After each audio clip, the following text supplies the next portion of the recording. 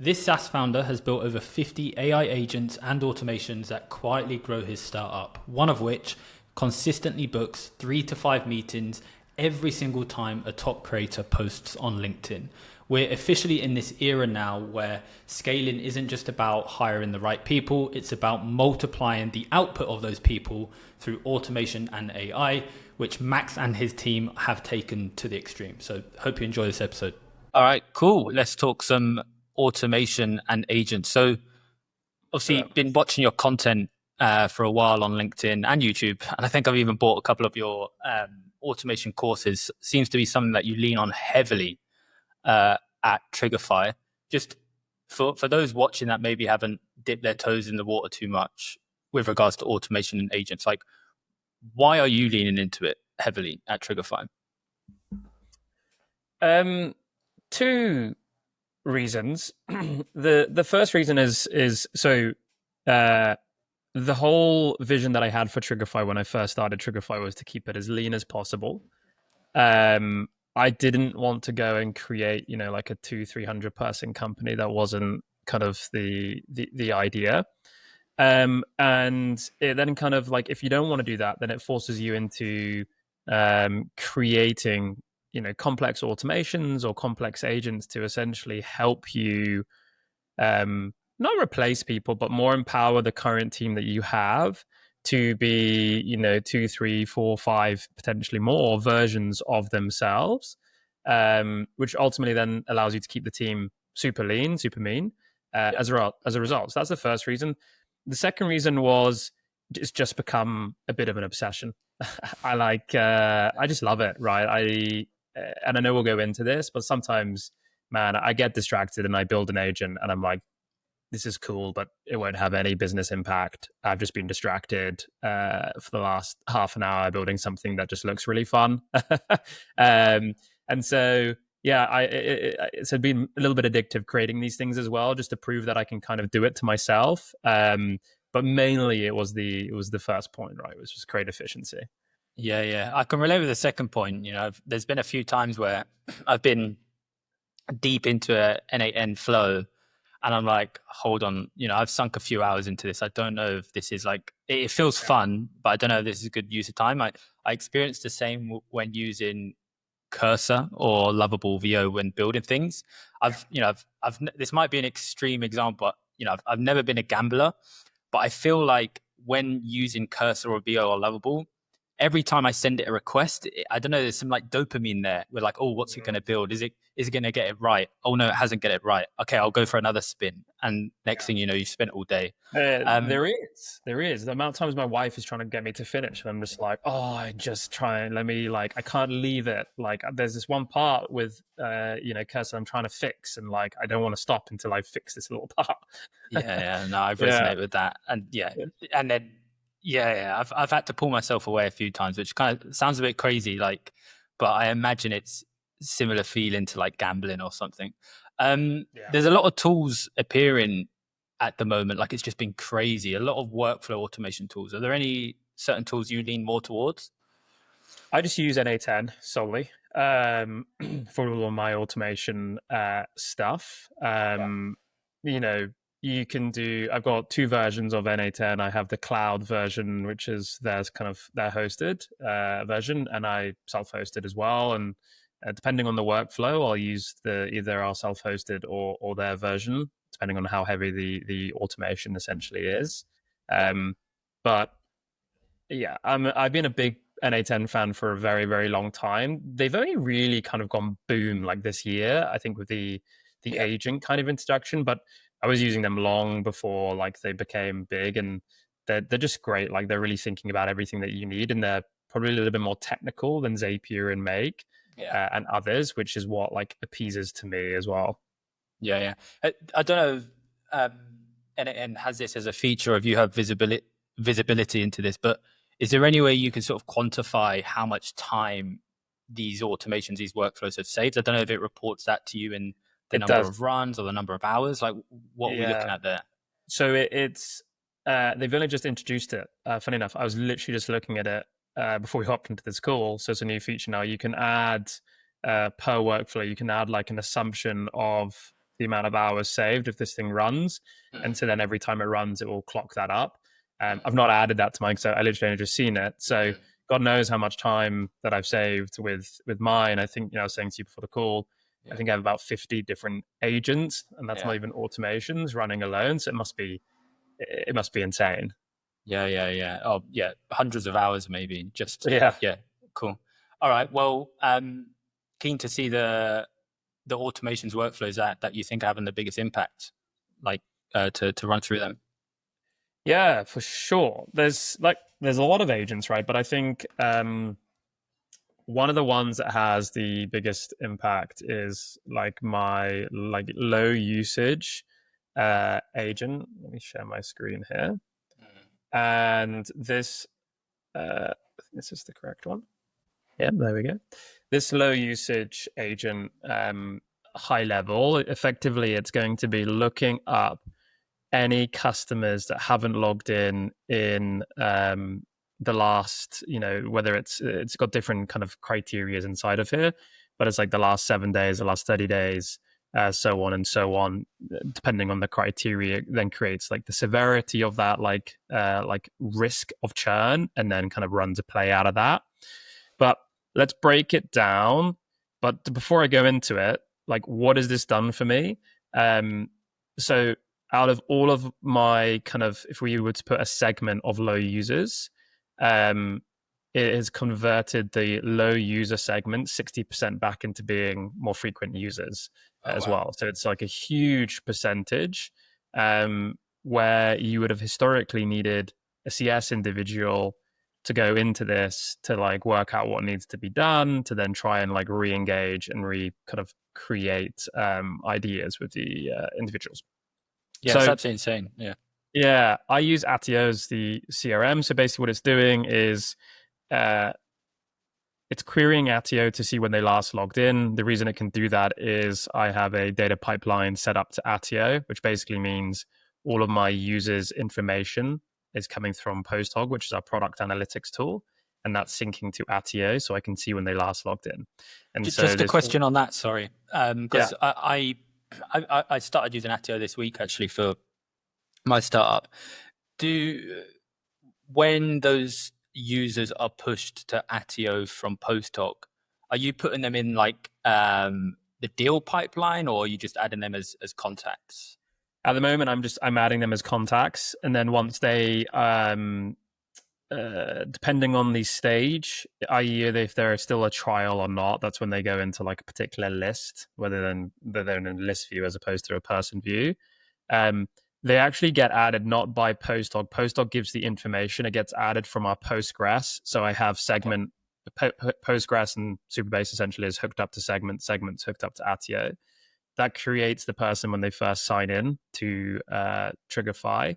Then PostHog then starts to update all the product usage side of things inside of there. They go in as a person initially, and then depending on the stage of the individual, it then updates the customer stage, which then adds or doesn't add them into a particular list. Fun fact, I'm using the complete free version of Attio. I've just built so many automations using NA10 on top of it that like I've got agents inside of Attio where I click a button, it sends a webhook to NA10, which runs an agent, which then produces the information back into the cells. That's crazy. And so the user stage, like the lifecycle stage, that would just be a custom property in Attio that you're programmatically updating as they move from trial to customer, I guess. Correct. Yeah. Okay. Yeah. Everything's a custom property that we're basically updating or not, depending on what I'm wanting to look at.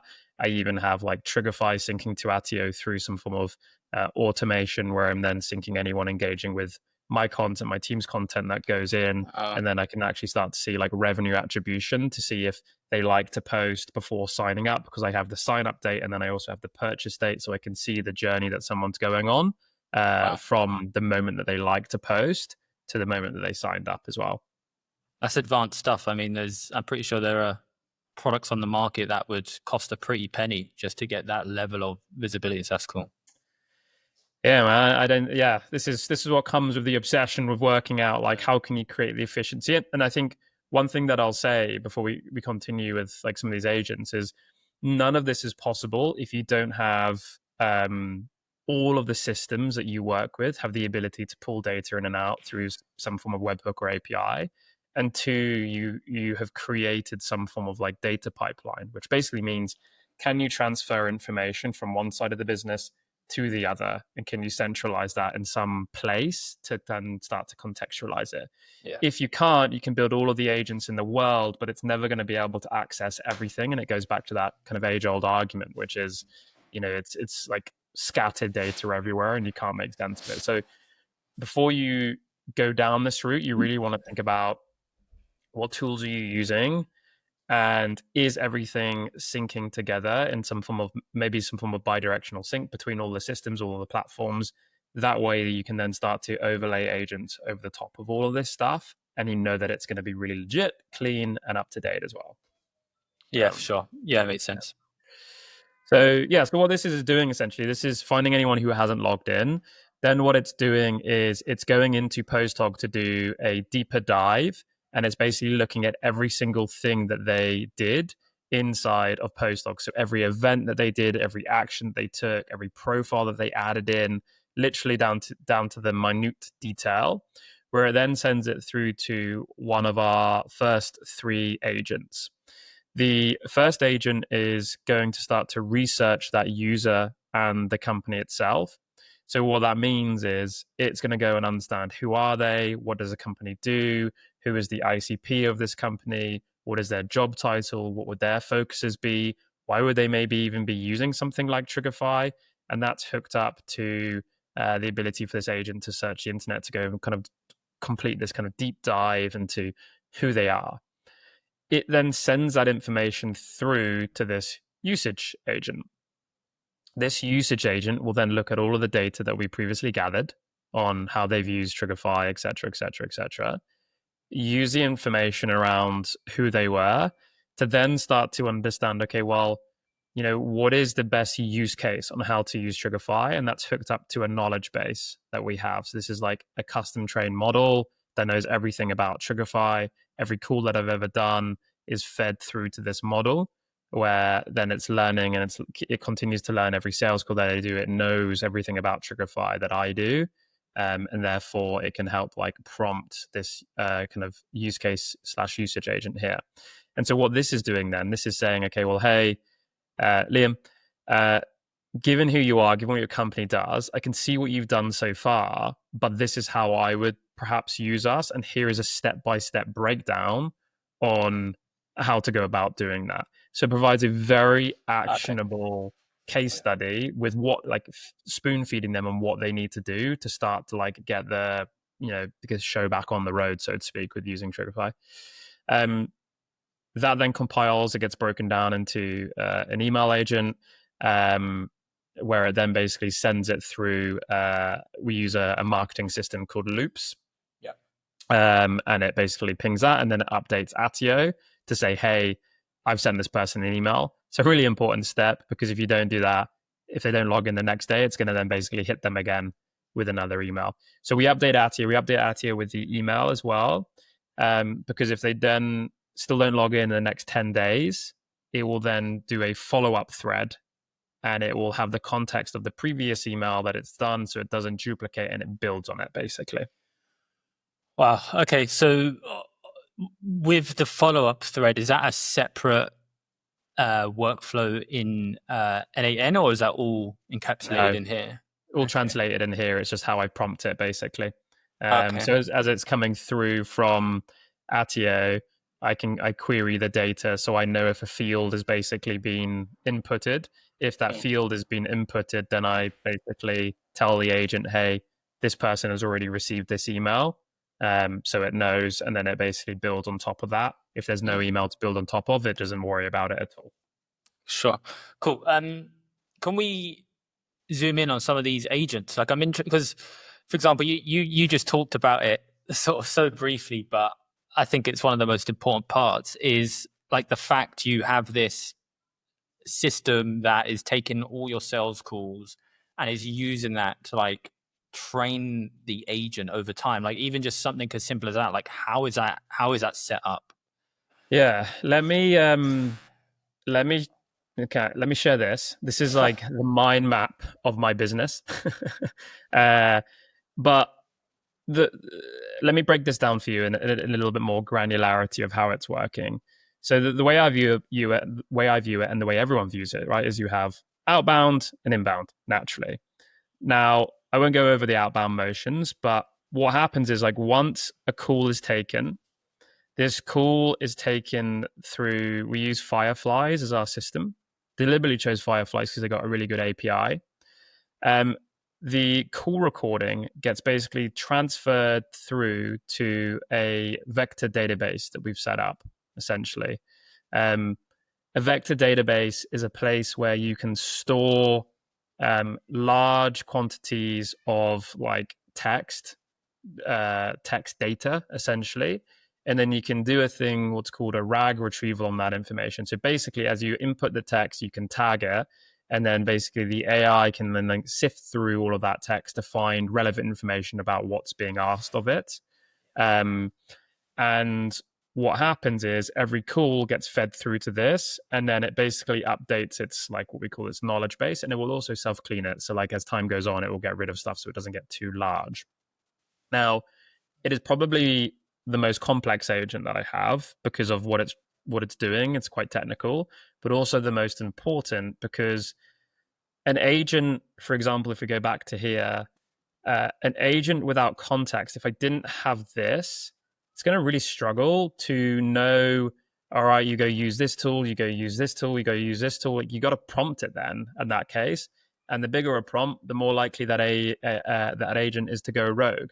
So you have to like feed it context, and an agent without context will never be will never basically be that good. And that's like the key to it, because then once you have that, that knowledge hub, that knowledge base, you then can start to do so many things. We've got an agent for creating content based on what people are talking about and what they're saying, that then gets fed through to my team.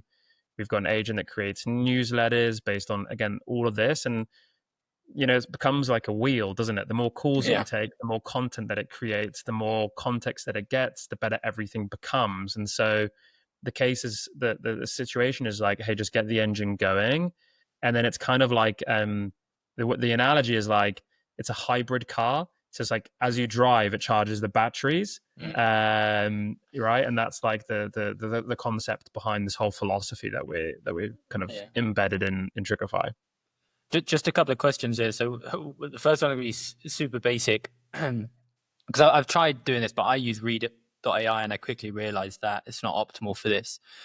And maybe this is a problem you've solved, but let's say you're jumping on dozens of calls a week or a month, but they're not all sales calls. Some of them are like internal, some of them are just coffee chats with random people. How are you training the model to differentiate between those conversations? Because maybe there are some conversations that you do want to train the model on and some that you don't.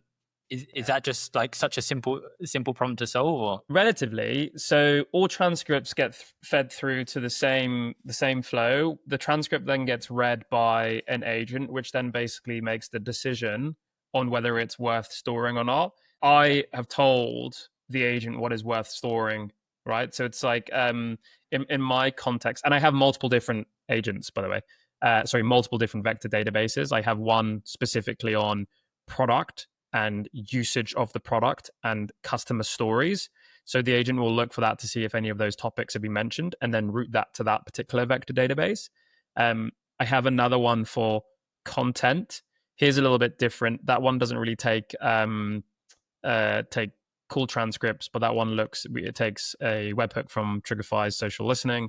And then if it's like an interesting post, it will store it in there to get context on how people are writing, the types of content that they're talking about, so on and so on. I basically just have like an AI filter that with a relatively simple prompt in terms of what is important to me or not, and that basically is the gatekeeper to whether that then passes through the workflow and gets stored into the vector database or not. Yeah, crazy stuff. The second question is, what percentage of your content is like AI assisted, where maybe the first draft has been written by AI? Like, are we talking all of your content is being generated by this, or a smaller percentage? So I never have anything write everything for me. So if I Yeah. show this one, so this one is actually my YouTube agent, and I got this. It's like the same principle for like um, LinkedIn as well, and Twitter as well. Actually, I got a different Twitter one, but it's the same principle. And so what it's basically doing is it's either taking data from social listening searches, or it's I give it like a category that I want to talk about. So I can either have it run as an automation, or it's like a single flow. And effectively it's going and searching YouTube, and it gets like 30, 40 videos, and it gets the transcripts of these videos, and it also watches these videos and does speech to text as well, to understand what they're saying, how they're saying it, the styles and things like that. And then basically it does a basic summary, because the issue with YouTube versus LinkedIn is like a transcript is sometimes massive. If the video is an hour long, it's huge. And so you can't bung all of this data all through to one agent, because it gets overloaded, even with context windows getting bigger and bigger. So each video gets individually summarized, where then all of those summarizations come through, gets merged, and then goes to one agent. So we have two agents, one summarizing the individual video before it then feeds through to the actual agent up here, where you'll see there's another knowledge base. This is the other vector database that I was talking about. So this knows everything about my content, how I write, the strategy, the hooks, and other individuals that I deem interesting and kind of good. Before it then basically sends through to this Google Sheets here, which is the way that it works is it gives me the funnel, top, middle, bottom. It gives me like the title, it gives me the overview, then it gives me the key topics to discuss. Um, and this is the same for LinkedIn, and I do the same for YouTube. And it acts as like an ideation for me. It gives me, okay, like this is like the focus points. This is what it wants me to talk about. It has access to all of this, so it can also see what I have started posting about, what I've done, so it can continue building off things to create like a narrative, a flow, so on, to do that. So I never have it write things for me, but I more have it surface the ideas, because that's what I struggle with the most is like, is like the decision fatigue, I guess, around, knowing what to talk about, and the topics to hit. Putting that together in a post is fairly easy for me anyway, but you could have it write everything if you wanted. Yeah.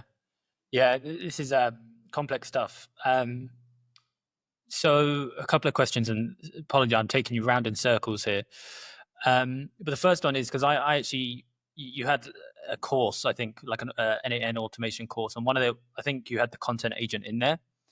And I found that some YouTube video transcripts weren't available. Am I incorrect there? I was using the API marketplace, and some were just not available. Is that true, or have you found a workaround there? So it is true, and so the workaround that I basically have been built into mine is you have like I use Whisper basically, and it's speech to text. So basically, I'll get the transcript myself through an agent, basically listening to the actual video, and then it annotates it and summarizes it down, so I can grab it no matter what. Interesting. And more of like a strategy question, because you touched on it about you struggle with the ideation. Yeah. A lot of your content is related to AI agents and automation. How did you know that was the right area for you to post content about? Yeah.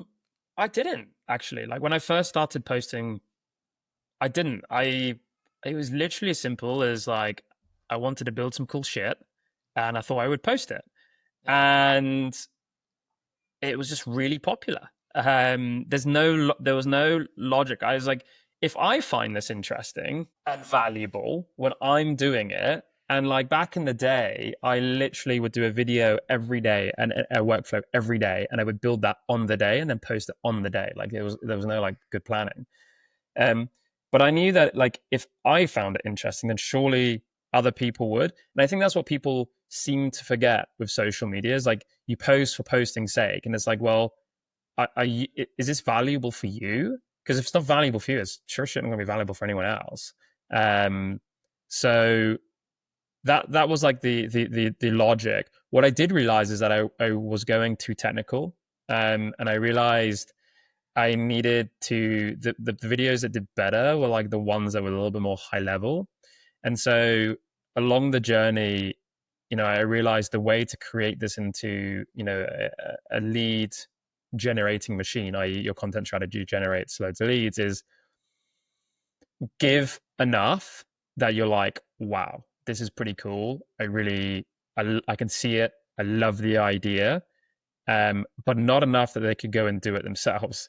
The reason that you want to do that is they'll come to you. Like they keep seeing your stuff, they'll eventually come to you, and that's kind of what you want, right? You don't really just want to do content for just vanity sake. It's like, I wanted to create a way of generating interest, and that was the play, and it kind of has worked, yeah, really well as a result. So by chance, and then it's just like it happened, and it's like kind of built and capitalized on it from there.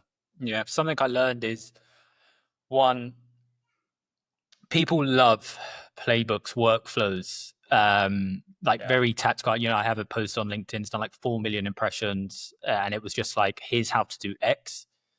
And if you can somehow wrap your product into that workflow or that playbook, you're onto an absolute winner. And I think I've almost taken it to the point where how I think about business is I think about, could I turn this into like a viral piece of content? Like, could I create some kind of playbook or workflow?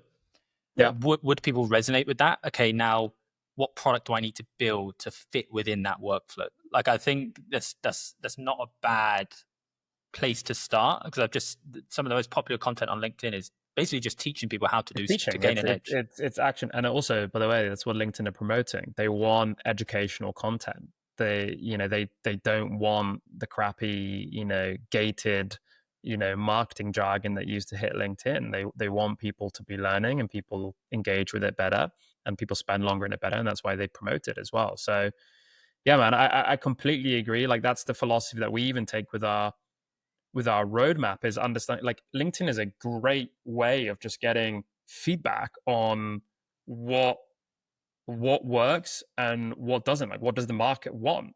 Like if thousands of people are engaging with something that you've posted and like no one engages the other time, then that's going to tell you something. Now I'll have to caveat, you need to post it maybe 2 or 3 times because you could just hit a crappy day, but it's giving you feedback on what people are interested in.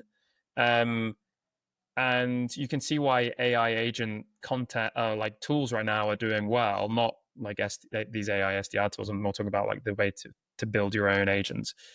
Because I post an AI agent video on LinkedIn, it just goes boom. Like it's like the thing right now that people love. And I think that's what a lot of people don't think with LinkedIn. It's like a great way of just like testing, not product market fit, but almost like messaging fit and like conceptual fit.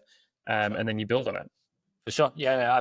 I've literally got a post going out live today where it's, I see it happen more so it happens on LinkedIn, see it happen on Twitter more often recently, where just some first time founder will post a simple screen recording of a prototype they built in a couple of days, and it goes viral. And then they know, oh, right, people want this. It's validated. I'm now going to go away and build the product and raise money if I need to. And it's like that distribution first mindset of like, is this something people want? Can it fit into their workflow? Can it make them more money? Okay, let's validate the message. And then, then they'll tell you what the features you need to build to get to that state. Yeah, exactly. And then you build in public and like the whole thing. And then, by the way, like we love joking about it with our team, but it's like content makes content. So it's like, it's like I'm creating content building the agents, and then I'll often like film myself building the agents, and it's like you can keep going like with this, like there's multiple narratives that you can create. And then that's why I find it funny sometimes when people struggle to think about what to do and what to say. It's like you just start filming, and then like you literally sometimes can film yourself filming, and that becomes like a new narrative, a new style of video, and that's building in public versus this is more educational content. Do you know what I mean? And that's what we try and strive for. Like everything is like, how can we generate an angle on this and create a content strategy out of this? Yeah, nice, cool.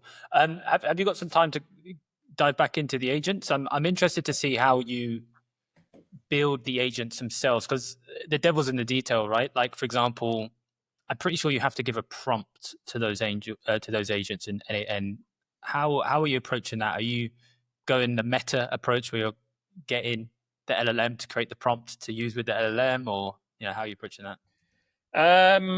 So yeah, let me pull up one here. These things. There's one that I'm going to try and get up here, which is like create like a. Here we go. Lead magnets. This one's a fun one. This is a good one. Screen. Here we go. So I'll give a whistle stop tour, and then we'll have a look at some of the actual prompts.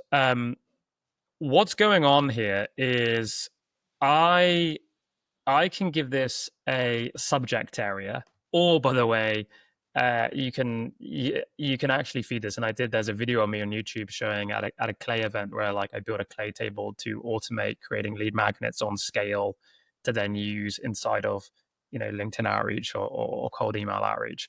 But this particular one, I give it a prompt, so it doesn't start from like a webhook. But you could say, like, hey, like go and let's build like a lead magnet on XYZ, right? And what's happening here is I've effectively built my own version of like deep research that now you're seeing some of these tools do. Like I think OpenAI has one, but you got to be on a certain plan, blah, blah, blah. This is deep research kind of broken down into components. So let's go through each of the prompts. What happens in here is you give it like a subject. So it could be like, how intent data can be used for sales. I don't know, something like that. And what happens then is this agent will essentially go in this first agent will essentially build a query. So it will break down that topic area into multiple topics in like subtopics, right? So for example, if it's like how can intent data help sales or marketing teams, it then would be like, what is intent data? How they would like ways of leveraging intent data, et cetera, et cetera, et cetera, right? So it's like breaking down categories.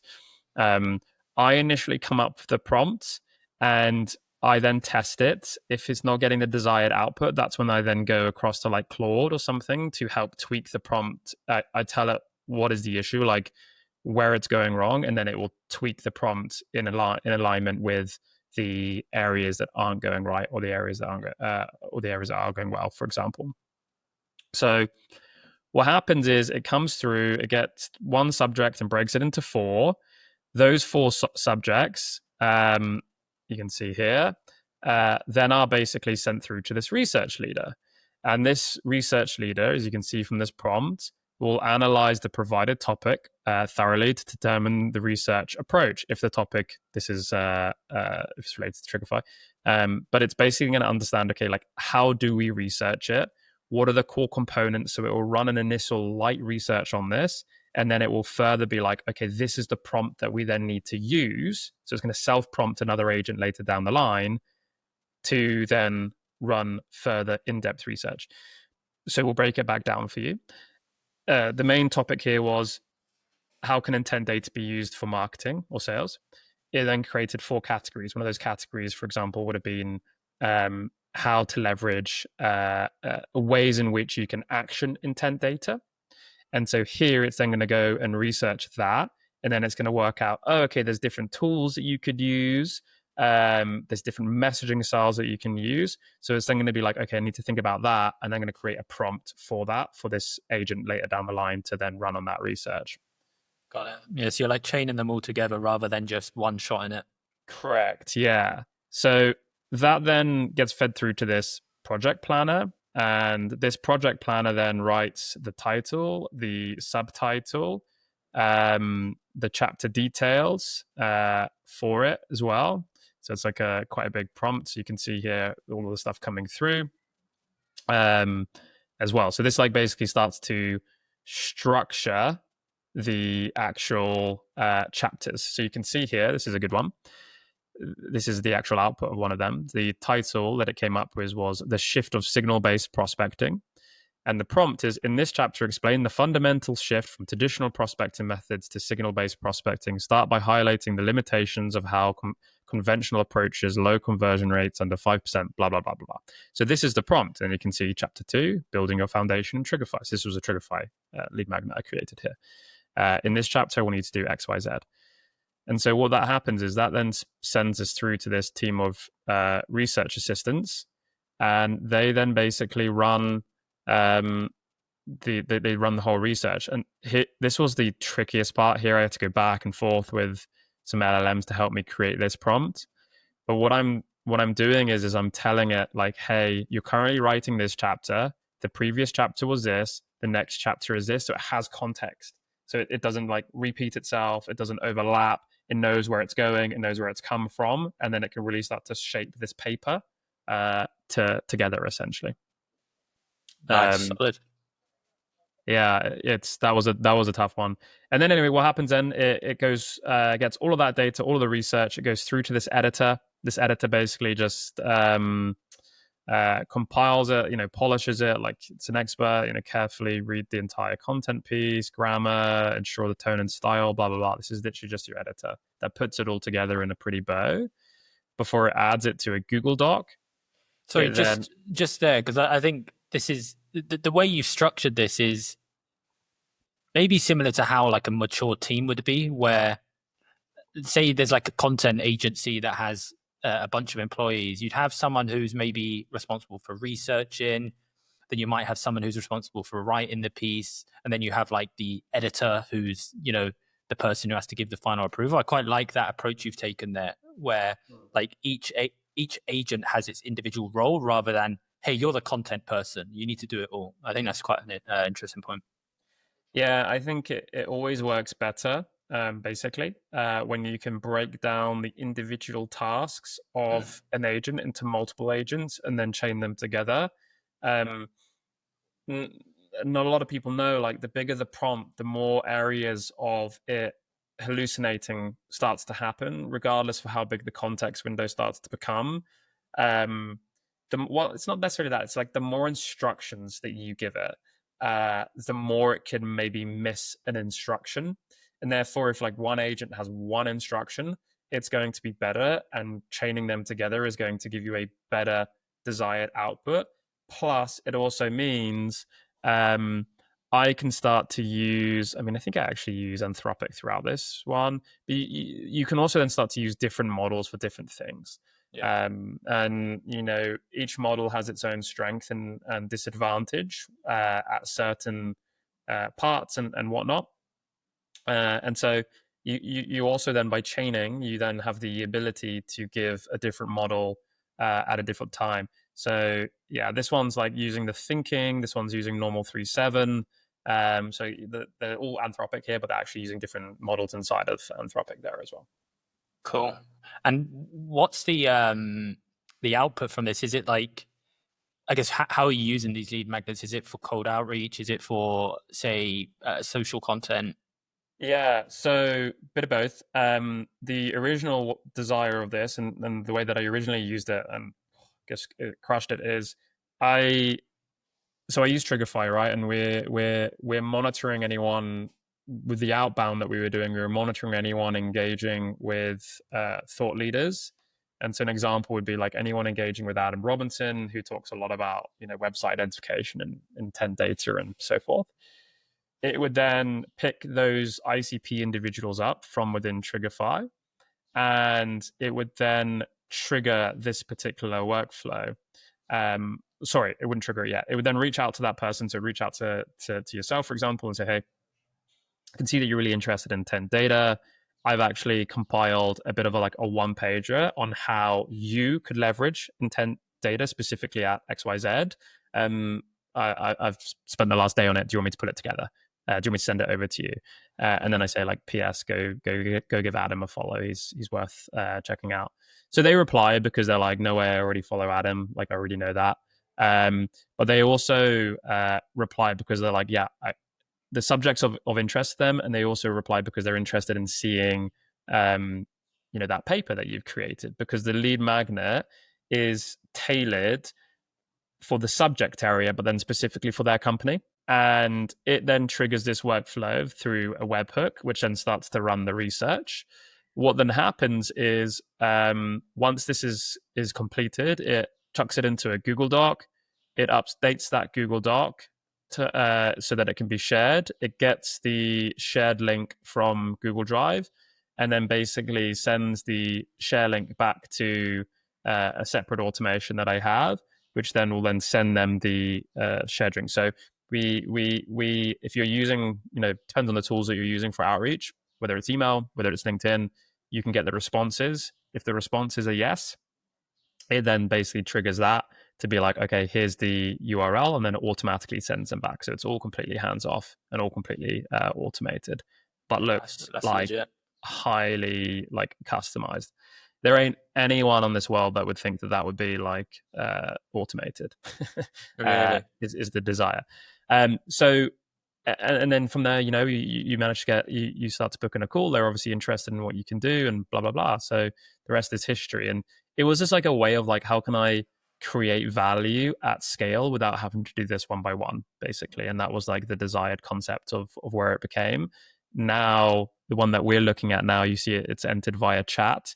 That's because I use this one for like lead magnets on LinkedIn. So it generates like a paper, and then I'll do the age old classic on LinkedIn where you scroll up and down fast and take a video, and it's like, hey, like I pulled together like a document on how you can do X, Y, Z. And yeah, man, I mean, one of them did insane. We had like 1,000 comments on it, people wanting to see it. And it came all through this, which is funny. Yeah. I mean, people hate it, but it works. I think It does. It that's does. what I've noticed about anything They, AI generated is usually you've got two groups of people. You've got the skeptics, moaning and complaining about it, and then you've got the people who are leveraging it. And I don't know, they seem to be the people that are doing better off. So well, yeah, exactly. You've got to ride the wave. It's certainly not going anywhere. So cool, man. All right, well, we're at time there, so I don't want to take more of it. But is there any final thoughts you wanted to go through, or should we wrap it?